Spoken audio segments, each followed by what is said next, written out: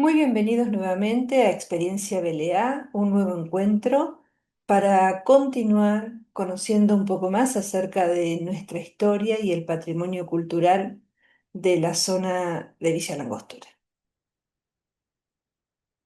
Muy bien, haciendo un repaso de lo que vimos en el encuentro anterior, nos referíamos a la etapa de la historia desde que llegó el hombre blanco hasta la conformación, cómo estaban organizados tanto los grupos precolombinos como los conquistadores, el hombre blanco, a fines del 1800. Vimos cómo era la dinámica de las relaciones entre el hombre blanco y los pueblos precolombinos y también conocimos en forma detallada cuál fue la historia de la misión del Nahuel Huapi y de todo el trabajo que hicieron los misioneros que llegaron a esta zona, primero los jesuitas y después los franciscanos. Sabíamos también que los encuentros eran muy esporádicos en aquella época. Los registros que tenemos hablan de crónicas que entre una y otra tienen por lo menos casi 100 años. Hablamos de los jesuitas a principios del 1700 que terminó la misión de Naval Huapi y recién a fines del 1700 tenemos crónicas de los libros del diario de Fray Menéndez, que fue un franciscano que a fines del 1700 se encontró y tuvo contacto y nos dejó referencias de toponimia y también de cuál era la situación y las relaciones que había entre las diferentes parcialidades aborígenes de la zona. Un tema que me había quedado, tema o anécdota como se le quiera llamar, que me pareció muy interesante, que figura en los libros en los diarios de Fray Menéndez, es que refiere y detalla cómo era la situación y la dinámica de esto de ir y venir de un lado y otro de la cordillera a fines del 1700. Había, según lo que relata, había caciques de este lado de la cordillera, caciques del otro, iban y venían, se contactaban, a veces tenían guerras por robo de animales, le llamaban, como que de este lado le tenían como cierto miedo a las parcialidades del otro lado de Chile, pero iban y venían sobre todo había una referencia a Valdivia. Pasaban por todos los pasos que tiene la provincia del Neuquén, que son varios, y hablaba, por ejemplo, en un momento del tema cuando tuvieron la viruela. Todos sabemos que el tema de la viruela fue, bueno, devastador por esto de no tener defensas los grupos que vivían acá con respecto a esa enfermedad y bueno, realmente fue devastadora, lo mismo que el exceso de alcohol, que era algo, o sea, el tema del alcohol o emborracharse era algo que los indígenas lo conocían también, no era que fueran ajenos porque de hecho, ellos hicieron siempre la famosa chicha, que era con la que tomaban en los encuentros y que, bueno, generalmente producía muchísimos problemas. Entonces contaba, por ejemplo, que cuando hubo un brote de viruela, lo que hacían eran aislarlos a la persona que estuviera contagiada. Fíjense qué interesante, yo esto lo leí en el año 2021 cuando leí el relato de Fong. En realidad hay un libro que gracias al trabajo de Mercedes Palavecinos Mechi, conocida, que fue la primera museóloga de acá, que cuando estudiaba museología se fue a Buenos Aires y fue muy curiosa, ella tenemos mucha información y mucha documentación gracias a su búsqueda y a su archivo, que después se fue sosteniendo y mucho se digitalizó. Entre ellos este libro. Ella me contaba que fue a la Biblioteca Nacional y que ese libro lo encontró, que ya lo estaban por archivar. Y lo logró traer, le sacó en su momento fotocopias y después lo que hicimos fue digitalizarlo. Así que para los que le interese profundizar, es un libro muy interesante. Está digitalizado en el Museo Histórico de Villa La Angostura. Y habla de, el nombre del libro es Los diarios de Fray Menéndez, pero en realidad lo escribe Font en fines de 1800, que como les decía, a principios de este siglo, incluso se lo dedica al Perito Moreno, ese libro.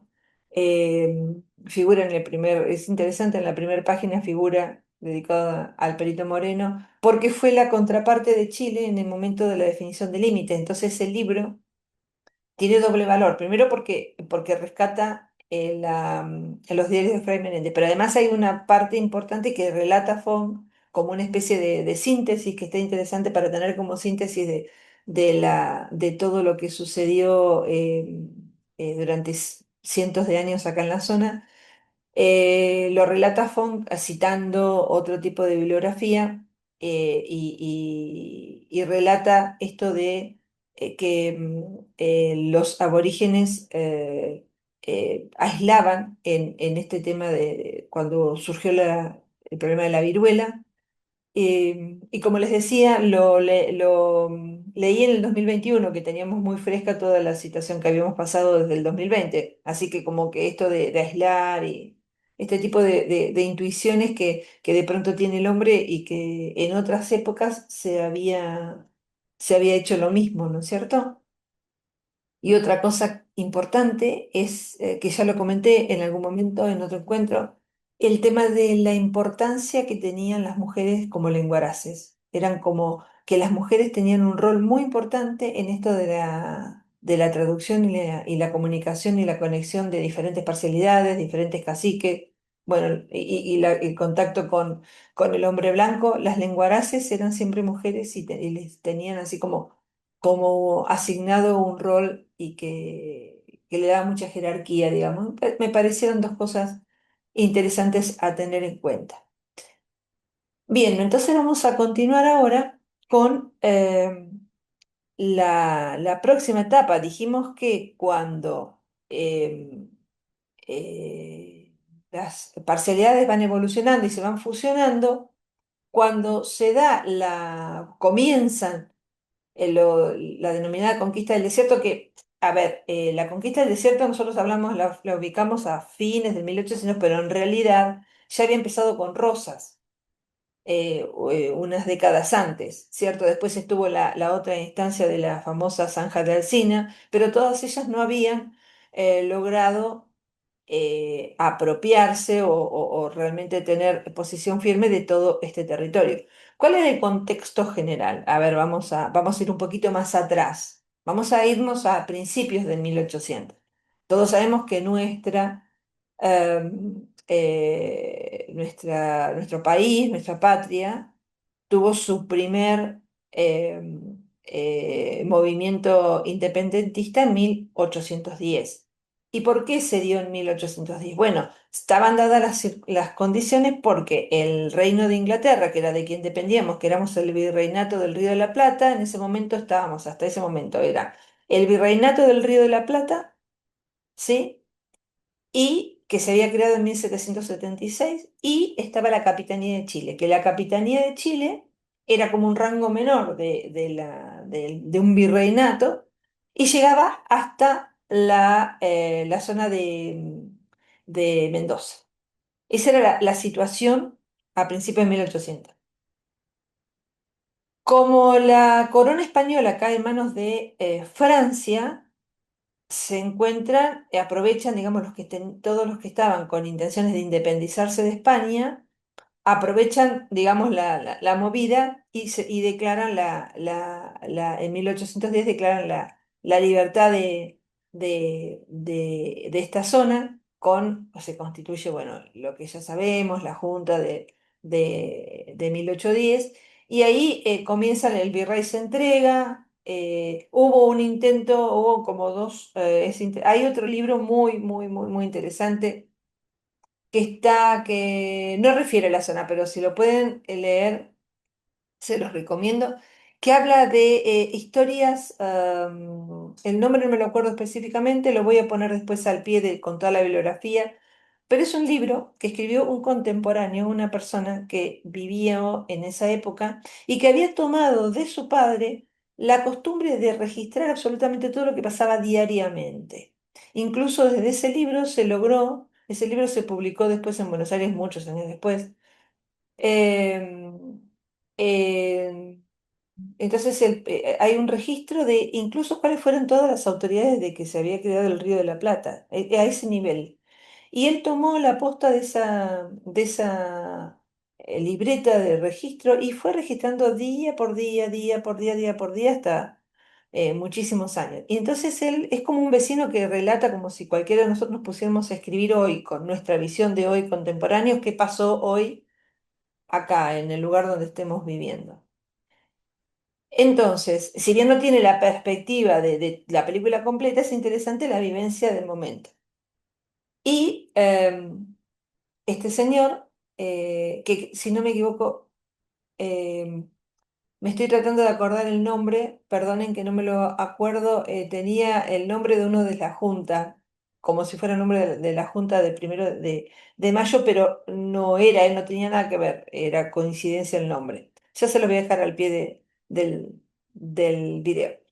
Eh, este señor habla de que cuando fue la Revolución de Mayo, que le pidieron al virrey que entregara el poder, el virrey, había como dos posturas donde querían igual independizarse, pero que el virrey siguiera siendo el que dirigía, digamos, todo y la autoridad, y otros que no, que querían de cuajo no tener ningún tipo de vínculo ni dependencia con España. Bueno, obviamente que se impuso esta segunda instancia. Por eso todas las cosas no son blancas y negras. Por ejemplo, el rol de Liniers en las dos invasiones inglesas, que había defendido a este territorio, incluso fue después virrey Liniers. Era una persona muy, muy, muy, muy querida en Buenos Aires. Sucedió que después, cuando se está el levantamiento para declarar la libertad de independencia, de este territorio con respecto a España, él se opuso porque había sido representante de España, y lo terminan fusilando fuera de Buenos Aires por orden de uno de los integrantes de la Junta, que ordena que lo fusilen fuera de Buenos Aires, porque si lo hacían en Buenos Aires tenía como muy buena reputación y iba a generar disturbios. Así que hay muchos entretelones en la historia que uno por ahí generaliza y se pierde en este tipo de cosas de las idas y vueltas y de los intereses y bueno, de las circunstancias en las que suceden determinados hechos y cómo actúan determinados personajes, ¿no es cierto? Pero no me quiero ir de ese tema, pero sí entender el contexto. Entonces, del lado chileno, ya, como les comenté también, aparecieron, por ejemplo, los hermanos Pincheira, que hacían, que los hermanos Pincheira eran dos ex oficiales del Ejército Real de España, que cuando España cae en manos de Francia quedan así como, bueno, no tenían referencia, y que junto con un grupo de indígenas de Chile, que ya tenían tierras, todo, que estaban como incorporados al Reino de España, empiezan a tener, a hacer incursiones de este otro lado de la cordillera, atacando, quemando, bueno, robando. Se los tenía como bandoleros, pero en realidad había todo un trasfondo político mucho más rico, si se quiere, para entender cómo era la situación de ese momento. Se oponían, por ejemplo, a acciones o a las intenciones del general San Martín o del general Belgrano, que para nosotros son héroes, lo son, pero en ese momento no todo el mundo estaba de acuerdo con lo que quería San Martín o con lo que quería Belgrano o todos los que nosotros llamamos próceres que querían la independencia. Hay que entender que hay gente que les parecía bien seguir perteneciendo a la corona española. Eso es importante tenerlo en cuenta. Porque del mismo modo, eh, los indígenas que vivían acá ya empezaron, o sea, se empezaba a hablar de la Argentina, de la República Argentina, o sea, a partir, ¿no?, de los 1800, y había muchos que se consideraban argentinos y que entendían esto de estar bajo el gobierno argentino, y otros que querían estar bajo el dominio de Chile. Lo que hay que entender que el contexto de la,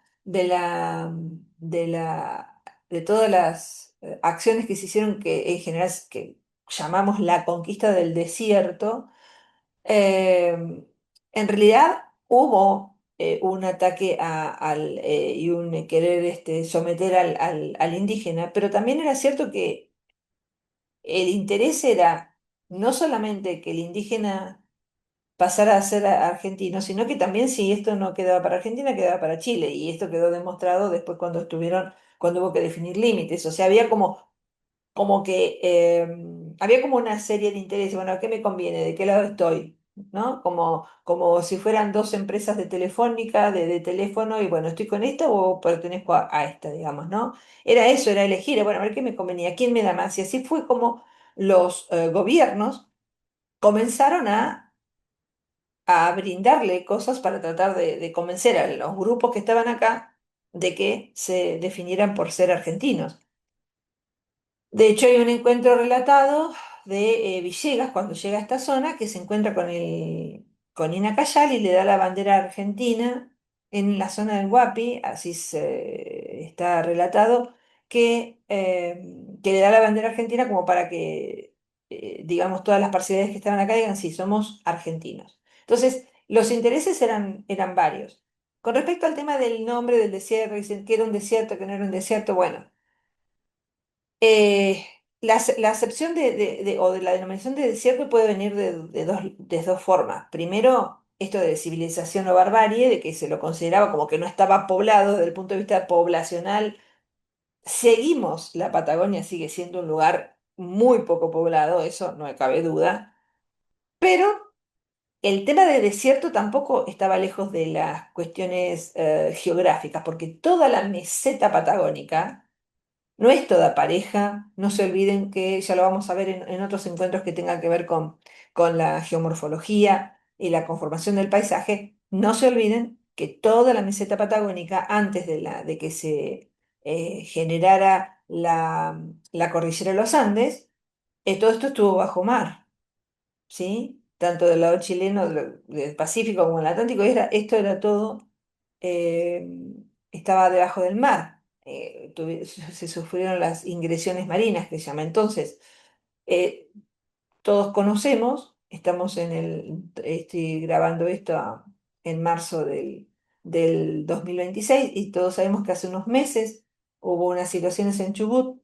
tanto de desmoronamiento como gente que no se las pudo encontrar y que en esos momentos hubo mucha cobertura eh, periodística que mostraba cómo es la conformación del terreno en la zona de Chubut, más abajo por la zona de Comodoro Rivadavia, y hay lugares donde se hacen ciénagas, donde el terreno es absolutamente inestable, desértico, ¿cierto? Aparte la definición de desierto no es una sola.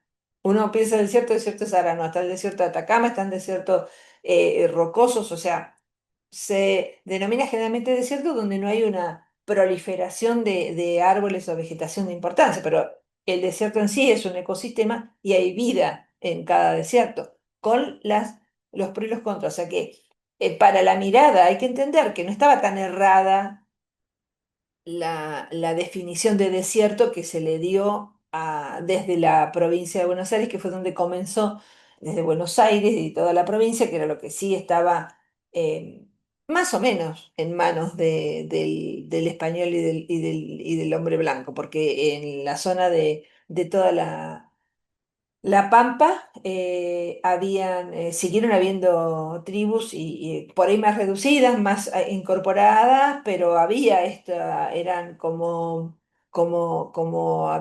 que la frontera no estaba del todo definida y la posición del territorio tampoco, siempre estaba con esa ida y venida de avanzar de un lado y del otro. Ahora, concretamente si vamos a ver el tema de cuáles fueron las razones por las cuales se desarrolla la conquista del desierto, las razones eh, eh, este, económicas, sobre todo, y de estrategia de soberanía. Tenemos como referencia que en 1873 había llegado el Francisco Pascasio Moreno a la Huelga y que les comentaba que en esa época era muy común que los jóvenes fueran autodidactas y se lanzaron a la aventura a ver qué encontraban, y así fue como Moreno llegó a toda esta zona y se hizo, entabló una cierta amistad con Sayhueque y todas las parcialidades que todavía estaban en la zona. Y en 1879 comienza la conquista del desierto, la última, la que eh, planificó el general Roca, pero ya sabemos que había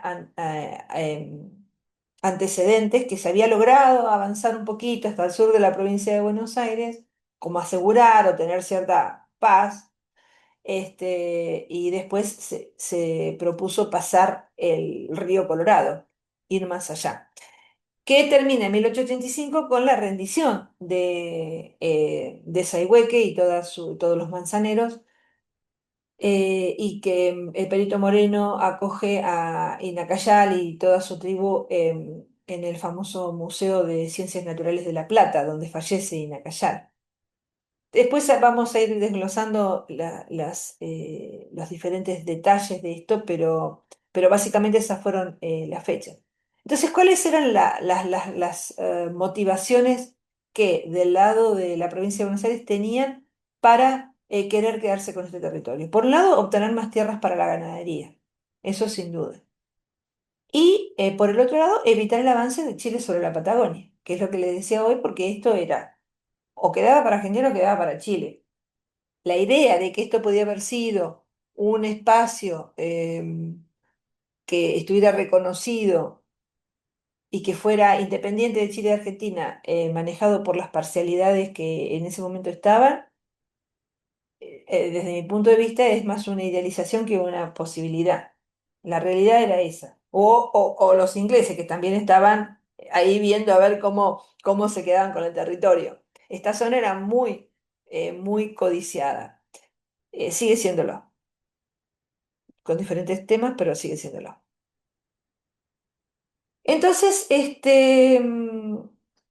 la conquista del desierto lleva a esto, vamos hubieron diferentes incursiones por el norte de Neuquén, que ahí se llega, se funda, por ejemplo, la primera capital de Neuquén, Chosmalal, la primer ciudad del sur de Neuquén es Junín de los Andes, y también en esa época se conforma y se da las bases para la formación y el surgimiento de la ciudad de San Martín de los Andes, que si bien está a 110 kilómetros de acá, el origen de San Martín de los Andes es totalmente distinto, más antiguo, a Villa Langostura. Eso me parece que es importante tenerlo como resaltarlo.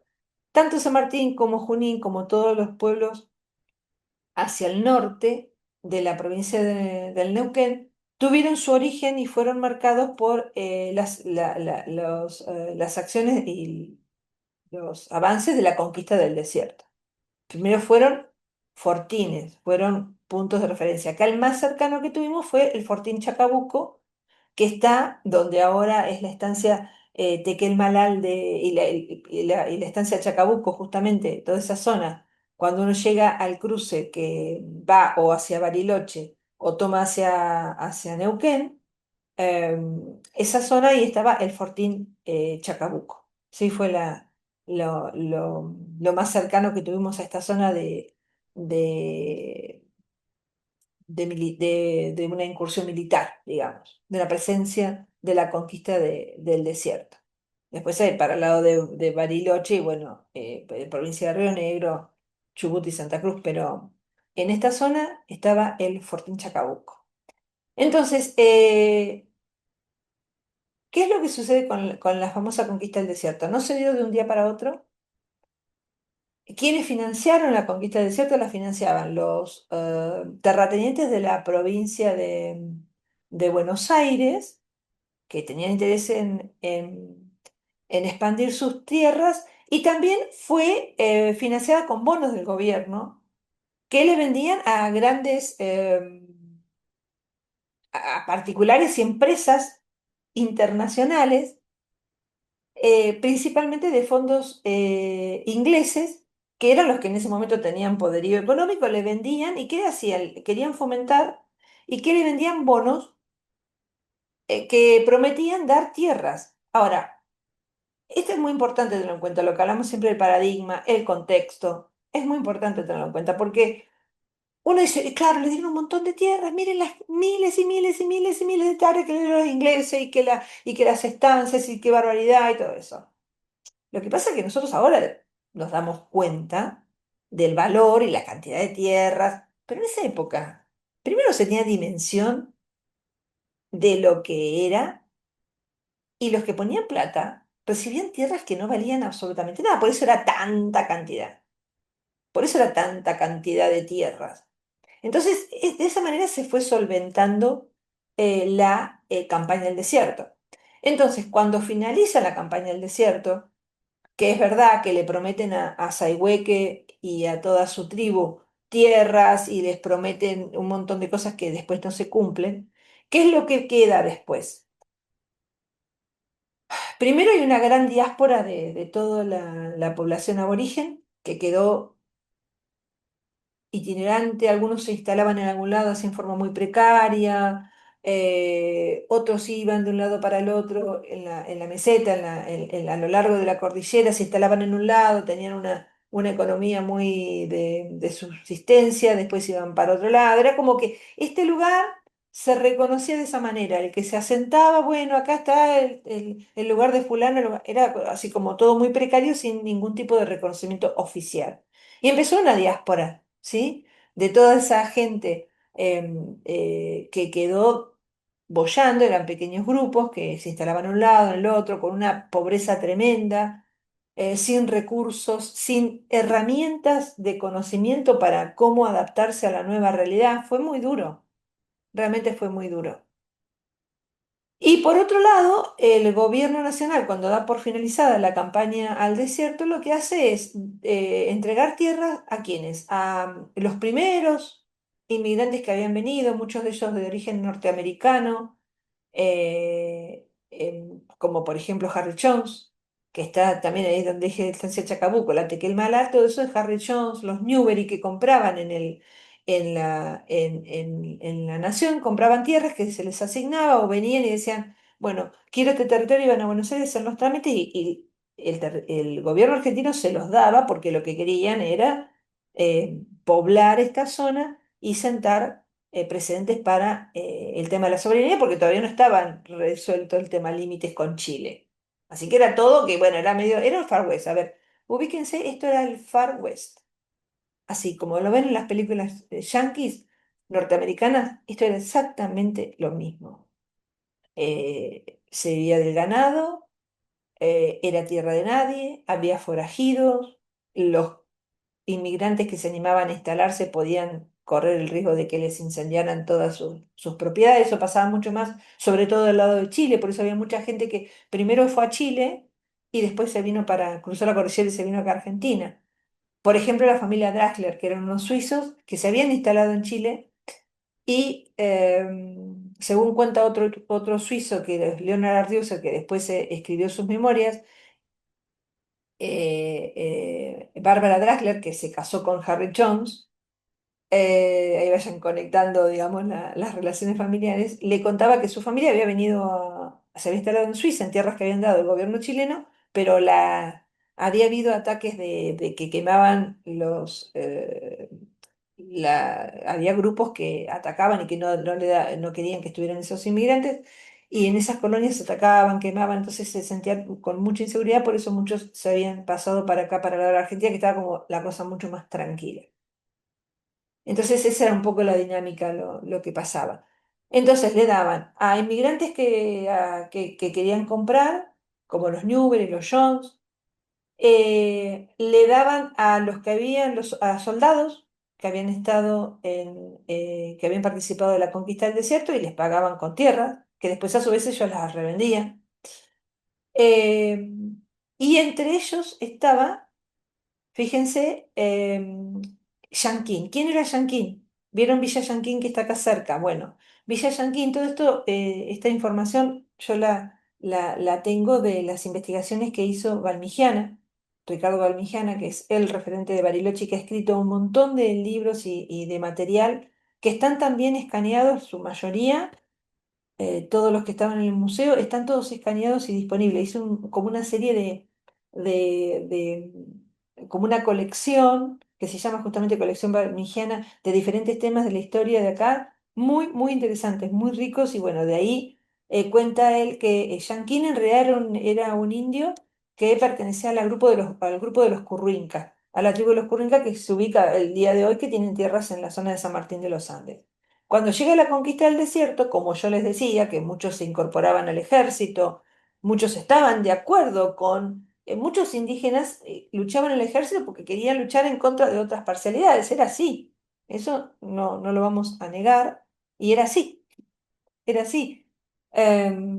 Entonces cuando Yanquín parece que intermedia en un momento para pedirle a la tribu de los Currinca de que pase a ser Argentina y que se entreguen de alguna manera. Parece ser que sí que habían aceptado y después no. Esto que yo les decía, que por un lado sí estaban de acuerdo con las cosas del gobierno, pero después, nada, volvían a estar en su territorio.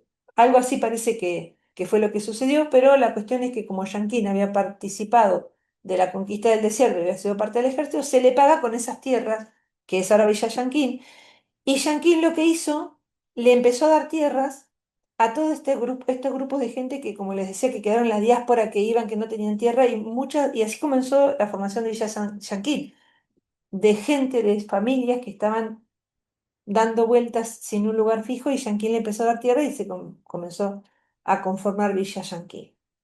Esa es la historia, en pocas palabras, de Villa Yanquín, que ahora está se está empezando a conocer, está tomando otra dimensión y todos vamos, es una zona muy, muy, muy linda. Y el otro grupo al que se le entregó tierras era a los que habían pagado bonos de estas compañías inglesas, que fue lo que hicieron, pusieron las famosas estancias. Había otras estancias antes, ¿eh? Pero sobre todo en la zona de toda lo que era la costa patagónica y el sur, Tierra del Fuego, bueno, toda esa zona, el sur de Santa Cruz. Pero en toda esta zona, bueno, se les pagó con esto, con tierras, y fíjense cómo era lo que no valía nada, que no valía absolutamente nada esta zona, que para fomentar la instalación de la gente, para que la gente viniera y se quisiera instalar, porque era la nada misma esto, era la nada misma, aislados de todo, incluso aislados de los centros que se le podía llamar desarrollados al lado de Chile, pues estaban del otro lado de la cordillera. Eso ya lo vamos a ver en el próximo encuentro, que vamos a hablar ya de la conformación de la colonia Nahuel Huapi. Entonces, ¿qué pasa? Em, eh, Estas estancias que les daban una determinada cantidad de tierra en función de los bonos que tenían, les daban un 30% más de tierra para que fundaran un pueblo y que se ocuparan de lograr asentamientos poblacionales. Así es como surge Pilcanilleu, de la estancia Pilcanilleu, Ñorquinco, bueno, todos esos pueblos que uno sabe de la región sur, ¿sí? Y de toda la zona de Chubut y Río Negro, bueno, en su mayoría todos surgieron a partir de este 30% más que le daba el gobierno a las estancias para que lograran y trataran de armar un poblado. Así que esta es la historia y esta es la situación, lo que podemos hablar de esta etapa muy interesante. De esta etapa, por ejemplo, tenemos relatos como los que les mencioné también, Mi vida con los Patagones, o Mi viaje con los Patagones de Muster, que se los mencioné en el encuentro anterior y se los recomiendo. Es un placer, una exquisitez ese relato, porque está relatado en primera persona por Muster, que estuvo todo un verano, que venía de, se sumó a grupos tehuelches, que eran pequeñas agrupaciones que se iban sumando, ¿sí? Que estaban a lo largo de toda esa zona y que habían comenzado un viaje desde el sur hasta Carmen de Patagones que tenía como doble objetivo encontrarse con los manzaneros y por orden de Calfucurá, Calfucurá en ese momento, estamos hablando de 1869, de 1869 al verano de 1870, febrero de 1870. Calfucurá había convocado a todas las parcialidades porque querían que se pusieran de acuerdo para atacar Buenos Aires, que fue lo que se enteró el Perito Moreno, acuérdense que es contemporáneo. Aparentemente se enteró el Perito Moreno, de esto que iba a suceder, de esto de que iba a haber un gran malón, un ataque a la provincia de Buenos Aires. Y aparentemente eso fue lo que se logró escapar en su último encuentro con su último viaje acá, y logró escaparse como pudo y fue y avisó. Bueno, por lo que cuenta Muster, este grupo venía como pasaba todo el verano, venían, su objetivo era llegar hasta Carmen de Patagones, donde las autoridades nacionales le tenían ya le tenían dado asignado que le iban a dar caballos y todo las vituallas, como se llaman, que le iban a dar, que todos los años le daban a todas las tribus. ¿Para qué? Para mantenerlas tranquilas, que no ataquen y que se puedan hacer haber asentamientos del hombre blanco, por decirlo de una manera. Pero en este libro, aparte de relatar cómo era la vida diaria, de las vicisitudes, de las enfermedades que pasaban, de cómo las resolvían, de los enfrentamientos que había entre las parcialidades, de qué pasaba cuando se encontraban y que los caciques por ahí guardaban las armas porque sabía que se iban a poner borrachos y sirva mal el tole tole, como se decía, de la parte humana tierna, por ejemplo, de un cacique que lo albergaba en su carpa con su señora y que tenía un perrito, un perrito que lo tenían los indígenas, lo cuidaban al perrito del cacique como si fuera un hijo, porque no tenían hijos ese matrimonio. Entonces, ese tipo de cosas que llega a la dimensión humana, a mí fue lo que más me gustó, aparte de conocer cuál era la situación económica y cómo era que los indígenas iban y cambiaban sus cosas por otros que les interesaba. ¿Vieron cómo uno ve en las películas de Far West? Bueno, lo mismo, exactamente lo mismo. Y no eran, y una cosa que me interesa rescatar de todo esto, no eran las agrupaciones indígenas, ni menos capaces, ni menos inteligentes en absoluto. El ser humano, la inteligencia no tiene nada que ver con lo cultural. A veces se tiene más o menos herramientas, pero la complejidad social y el tema de las jerarquías y las relaciones humanas, esto que yo les dije, las pasiones humanas que yo les denomino, el amor, la desconfianza, la traición, la lealtad, los intereses económicos, eh, todas esas emociones y sentimientos y pasiones que me gusta denominar a mí humanas están en todas las culturas. Y en el relato de Muster quedan muy evidentes todas estas cosas y que a Muster lo habían incorporado al- a, a su, tribu. Él se había vuelto muy hábil para cazar guanacos, iban a cazar choiques. Él relata ahí cómo era esto, los diferentes espacios geográficos que tenían que pasar, esto que yo les que hablaba, de que fíjense cómo es el territorio tan anegadizo, tan difícil, tan cambiante. Bueno, los indígenas conocían por dónde ir y por dónde no ir, en qué momento cruzar y cuándo no. Bueno, había toda una logística para ir trasladándose. Eh, muy lindo es ese libro, porque como les digo, el tema de la dimensión humana, de las hijas que sabían que los padres iban a un centro poblado a buscar cosas y le pedían cosas que querían que les lleve. Bueno, esas cosas muy interesantes, y la cuestión es esta de cuando se encontraron acá en esta zona con los que ellos denominaban manzaneros, que los tenían perfectamente claro que era otra agrupación y otro lenguaje, otro idioma, que necesitaron eh, traducción de lo que ellos decían al castellano para que se entendieran con los mapuches. y viceversa, o sea, intermediaba, incluso Muster intermediaba para que para mandar cartas en castellano o en inglés a los poblados de las cosas que pedían o las situaciones. Bueno, sumamente interesante este libro, se los dejo como recomendación. Mi vida entre los Patagones se llama, que es como para tener una semblanza de cómo era esta situación a fines de 1800. Y es verdad que todas estas poblaciones, después, ¿qué pasó qué pasó con el día después? Es verdad que el gobierno nacional en muchos casos no logró cumplir con todas las promesas que le habían hecho a los indígenas. Muchos quedaron en situación de una gran pobreza y hay otro libro que les recomiendo, que es posterior, es de 1913, que yo lo había leído cuando era adolescente y me había encantado y ahora de grande lo volví a leer, incluso comencé a hacer un audiolibro, que se llama Recuerdos de un maestro patagónico. Este señor estuvo en una escuela en la zona de Cusama, en la zona de Maitén, que todavía está la escuela. Todavía está la escuela. En el 23, perdón, en el 23 cumplió 100 años. En los años 23 llegó él. Y relata cómo era la historia, la pobreza que había en esas poblaciones. La mayoría de indígena, porque ¿qué pasó? Después hubo una... Tenían animales, pero los animales que trajo el hombre blanco, a diferencia del guanaco y el choique, empezó a producir la famosa desertificación porque la cabra, el chivo, no, la forma que tienen de arrancar el pasto es diferente a la del guanaco y como que empezó a producirse una certificación.